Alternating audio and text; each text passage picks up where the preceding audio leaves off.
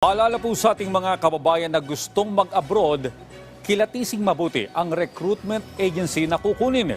Isa na naman kasing agency ang ipinasara ng Department of Migrant Workers dahil nag-aalok umano ng peking trabaho. Si Bernard Ferrer sa sentro ng balita.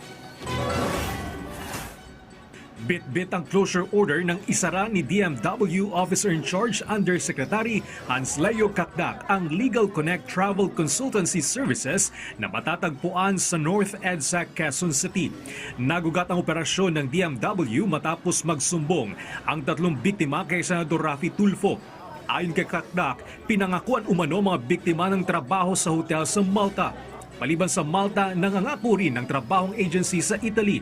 Tumagal ng 1.5 buwan ang surveillance ng DMW sa agency kung saan nadiskubre na nag-ooperate ito ng walang kaukulang dokumento noong pang Mayo 2023. Nandito tayo ngayon dahil merong illegal recruitment na batay sa ating surveillance teams at sa complainants ay sinagawa na naman ng isang walang lisensya mula sa DMW.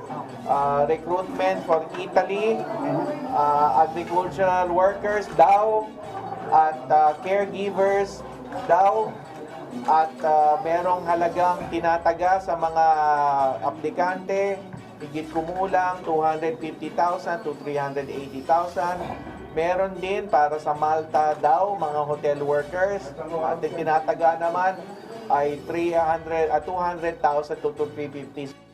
Nakatakdang sampa ng kasong agency sa Department of Justice o DOJ. Sa datos ng DMW, umabot sa 6 na illegal recruitment agency ang naipasara noong 2023 at 2 ngayong taon. Habang may 9,000 Facebook page at group na nag-aalok ng bogus na trabaho ang naipasara ng DMW. Muli namang nagpaalala si Kakdak sa mga kababayan natin upang hindi mabiktima ng illegal recruitment. Ang pinakaunang-unang red flag ay walang naka-display prominently na sign, license number ng DMW, na sila ay license. Walang, makikita nyo naman sa dingding pa lang, sa pader pa lang, walang license. Pangalawa, pag may alok na trabaho, pangako sa trabaho, job referral, yan ay senyales ng illegal recruitment kung walang lisensya. Pangatlo, paniningil, pananaga ng pera. Lalo na kung yung pananaga ng pera ay tila ba nagmamadali, di ba? Bigyan mo na kami ng 100,000 bukas kung hindi ka makakaalis. Okay. Pang-apat, hindi hayag, hindi face-to-face. No, hindi face-to-face ang pakikipag-usap yan. Marami ring na bibiktima online.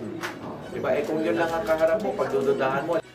Sakaling mabiktima ng illegal recruitment agency, maaaring tumawag sa DMW sa numerong 1348 o magpadala ng mensahe sa kanilang Facebook page. Bernard Ferrer, para sa Bayan.